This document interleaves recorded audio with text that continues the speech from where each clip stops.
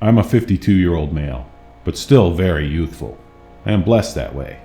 I also know things, and sometimes I see visions. I believe in God, and that He allows this at times, by His grace. When I was 21, people did not have the internet. I fell on very hard times at this point in my life. I had no phone, and I didn't even see a TV in months. Back then, my great-grandmother, God rest her soul, used to always send me gospel tracts about hell, and even people's visions of it. Some people even claim to have had near-death experiences and visited hell. I was always curious about what hell would be like. Little did I know that later in the year, my curiosity would be satisfied.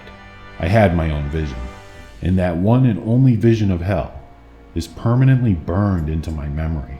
It will remain there until I die.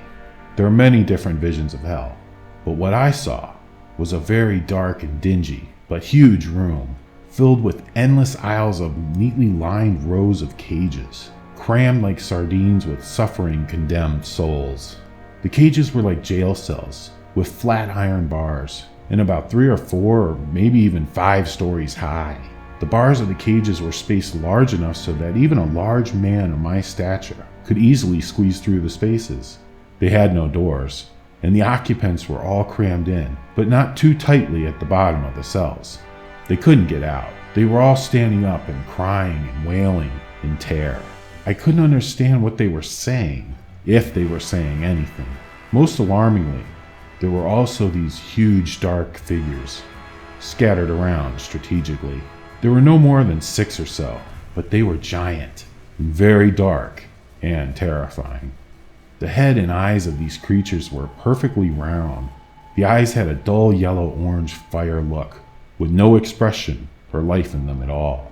Their mouths were very wide and filled with perfectly squared teeth. The teeth looked to be like very sharp cast iron, very sharp, and the same color as black cast iron. Their bodies had no real width, just plain up and down, but they were still huge and looked to be very strong. The head and body were a cross between wicker and a hard baseball without the leather covering. I could see right through them, but to my horror, there was a fire in the middle of their bodies. The fire burned a very dull yellow inside their rib cages. They didn't necessarily look dead, but appeared completely devoid of any life. They were as tall as the cage cells. They would walk into the cells with the people straight through the bars and tower over the occupants. These giants would pick up a half dozen or so of the poor souls in the cages while they screamed and yelled. Then they would drop them right into their mouths with those terrible teeth. It was like us eating French fries or gummy bears by the handful. Then those creatures would chew them to pieces with the cast iron teeth. The most horrible thing was the people couldn't die. They only suffered and screamed in agonizing pain. I watched this happen and saw some of the people looked at me. They yelled and waved for me to leave. I was taken out of the vision just as one of those giant dark figures saw me and began to walk towards me. My interpretation is those cells were not there to imprison the people, but only contain them. Those dark figures were not there to guard them, so they couldn't escape, but rather torment them until the time of their judgment. That is one place I don't want to be caught dead in, no pun intended. As for the facilitators of all the vile evil going on in this world, that place will be their home. I wear my religion on my sleeve now, and I believe Jesus can save anyone from going to that horrible place. That is, if we want him to. I cannot speak for anyone else, only for me, and nothing that exists in this world is worth me earning a home in that terrible place.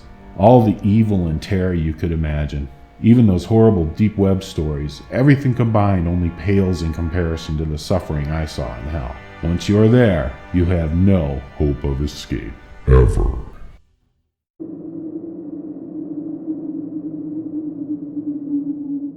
I was at home relaxing in the living room. I was about 11 years old. It was 3 p.m., and my dad was getting ready to start dinner, because we usually eat around 4:30 or 5. While I was sitting in the living room, a horrible thought of my dad messing with the knives came to mind. He's usually really good with knives, but this time, I had this horrid thought of him cutting himself really bad. I all of a sudden yelled without thought, "Dad, don't cut yourself!" That knife is sharp enough to slice you up really bad." He told me it would be okay, and he's never cut himself before.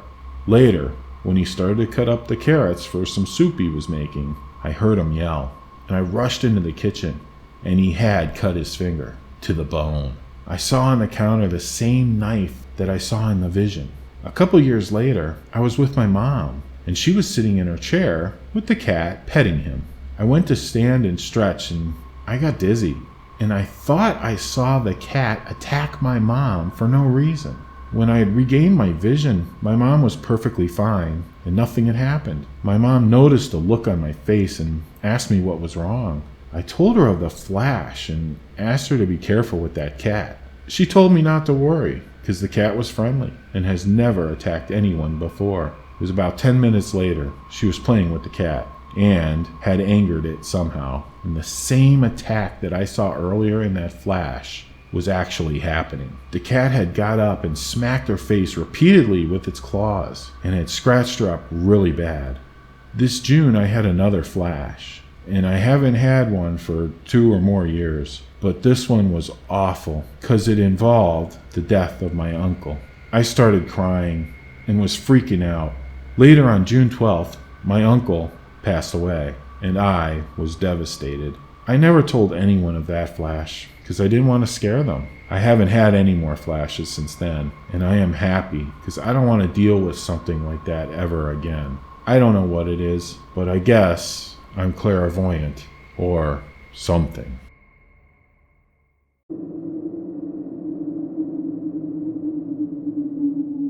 Hey people of Midnight Fears, I am a girl in my teens, and I am telling you that I see souls. I see the souls of not only the dead, but the living as well. I can reach out and gently manipulate the souls, or block myself against them. My sight, I guess, has always been there, but I didn't really notice it till I was 7, and I saw a man who had claimed to be dead for several years, standing at the foot of my bed, sending me screaming, running away. From that point on, I became fascinated with the paranormal and the afterlife.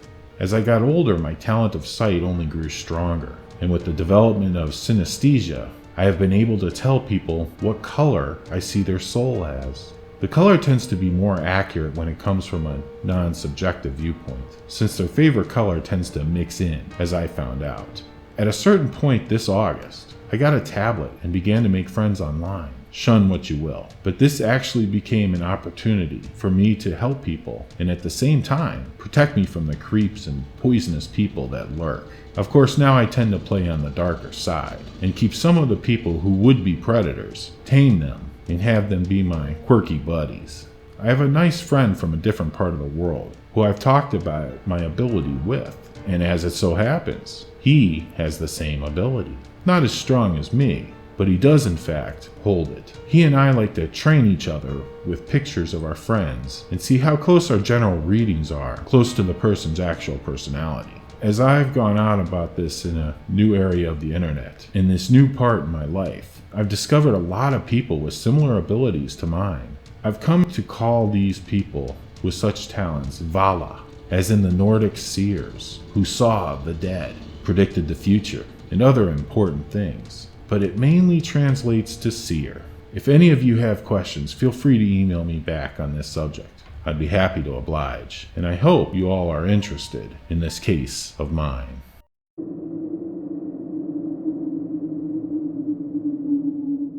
This just happened recently, only about 3 weeks ago, and I have to tell someone about it. I'm 16 years old, and I'm interested in telepathy and mental manipulation. I was in bed, sleeping, and I had a dream of my friend Brandon standing about 2 feet from me, and he was looking into my eyes, just staring into me. I looked him in the eyes too, as something told me to do so. As I was looking, I felt like I was going to puke. I kept looking into his eyes, and then I noticed he wasn't just looking into my eyes. He was looking into my soul, digging and searching for something. I don't know how I could tell, but I just could. When I woke up, it was about 7:30 a.m., and I was getting ready to check my computer. Now I'm homeschooled, and I haven't seen my friends for about a month. I decided to text my friend Brandon, but before I could say anything, He asked me if I ended up being sick this morning. He asked me what I dreamed about it also. How would he know about the sick feeling I had? I had asked him about it, and he told me that he was dream jumping. He's been a good friend to me and can easily manipulate me into telling him anything, as he only does this when I'm upset and don't want to talk. I have been trying to find out what he did, but I can't figure it out. He hasn't done it to me since, but I think he's planning on getting me again, as I just have a feeling that he will.